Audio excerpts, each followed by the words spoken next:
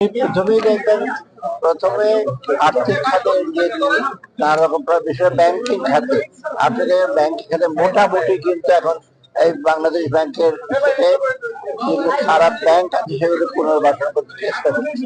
ইসলামী bank একটা বড় একটা এক্সাম্পল, সবচেয়ে বড় ব্যাংক ওটা প্রাইভেট সেক্টরে, ওটা কিন্তু আস্তে আস্তে ফিরে আসছে।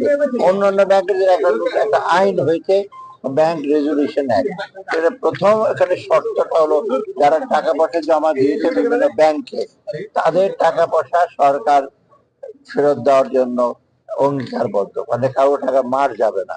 হয়তো সময় লাগতে পারে, এটা কোনো কোনো ব্যাংক একেবারে হয়তো ব্যবসা নাই, সেগুলো সময় লাগবে, ওটা হিসাব করা হচ্ছে এবং আমরা কারিগরি সাহায্য নিচ্ছি কিভাবে অ্যাসেস করতে হয়, মূল্যায়ন করতে হয়, এইটা একটা। আর ব্যাংক খাতে আপনার রিসেন্টলি আপনি দেখবেন বাংলাদেশ ব্যাংক তো কিছু লিকুইডিটি প্রবলেম আছে। কিছুদিন আগে তো 52,000 কোটি টাকা দিল, এর আগে আমি 22,000 কোটি টাকা দিয়েছি, চেষ্টা করি, কিন্তু এটা কিন্তু স্থায়ী সমাধান হয়।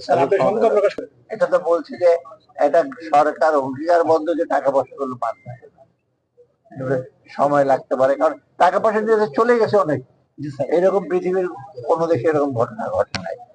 সেকেন্ড, আমরা কতগুলো সংস্কার আছে সময় হবে, এটা আমরা করতে পারবো না, এটা নির্বাচিত সরকার এসে করবে, এটা আমরা বলছি। সঞ্চয়পত্রের হার মোটামুটি কিন্তু খারাপ না, এখন মোটামুটি ভালো। এখন সঞ্চয়পত্রের হার আবার বাড়িয়ে দিলে হবে কি, লোকজন সবাই সঞ্চয়পত্র কিনবে, ব্যাংকে টাকা রাখবে না। আমার ব্যাংকে তো লিকুইডিটির ব্যাপার আছে, আমাকে তো ম্যানেজ করে দিতে হবে। সবাই সঞ্চয়পত্র বিক্রি করে দিলে ব্যাংক কোথেকে টাকা পাবে?